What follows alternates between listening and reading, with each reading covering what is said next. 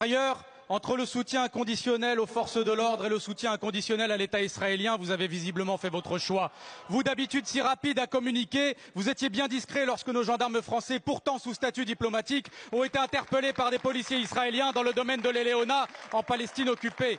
Vous vous prétendez patriote, mais vous laissez Israël piétiner la souveraineté française, car c'est toute la France qui est humiliée quand un de nos gendarmes est mis face contre terre par une police étrangère. Vous qui vantez d'ailleurs la défense des chrétiens d'Orient, vous validez par votre silence qu'un lieu de pèlerinage chrétien soit bafoué. Et pendant ce temps-là, que de bruit et d'énergie de votre part pour une simple banderole au Parc des Princes. Don Quichotte sans convoiter les moulins, Retailleau s'en prend à des tifos en disant hypocritement « pas de politique dans le sport ». Mais c'est pas que vous ne voulez pas de politique dans le sport, non. Vous ne voulez juste pas de la Palestine.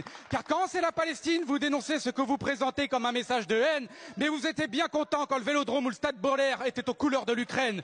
Pour empêcher toute opposition au génocide à Gaza de s'exprimer, vous criminalisez abusivement à tel point que le Comité des droits de l'homme de l'ONU a dénoncé votre instrumentalisation de la lutte, pourtant légitime, contre l'apologie du terrorisme.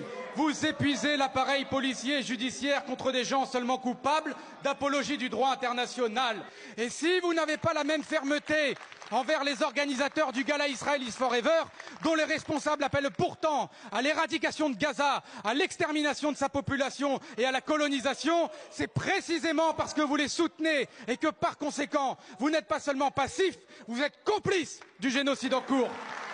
Emmanuel Macron et Michel Barnier, n'oubliez pas jeudi, pendant que vous applaudirez l'équipe représentant un pays qui commet un génocide, n'oubliez pas qu'à Gaza, il n'y a plus de terrain de football. Et pourtant, l'équipe israélienne tire quand même, mais dans la poitrine des enfants. N'oubliez pas qu'en Palestine, comme au Liban, les frappes sont aériennes et qu'elles massacrent des innocents. Il ne sera jamais ni normal, ni moral, ni même raisonnable d'accueillir les bras ouverts Israël en plein génocide. Qu'allez-vous faire dans ce stade? Et pourquoi n'interdisez-vous pas ce match ainsi que le gars? David Guiraud, sulfateuse, Captain Guiraud. Bon, là, il n'y a plus rien à dire. Il n'y a plus rien à dire. David Guiraud, masterclass, énorme masterclass. Il a tout dit dans 2 minutes. Vous savez, David Guiraud n'a pas besoin de parler longtemps. De toute façon, on l'écoute souvent, vu qu'il dit rarement des conneries. Là, c'est quand même incroyable. Cette intervention, elle est magnifique. Franchement, David, Monsieur Guiraud, si tu vois cette vidéo, si vous voyez cette vidéo, honnêtement, grand respect.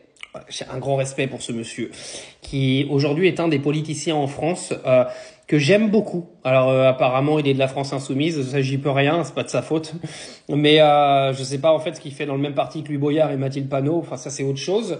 Mais un grand respect à David Guiraud. Honnêtement, cette intervention elle est magique.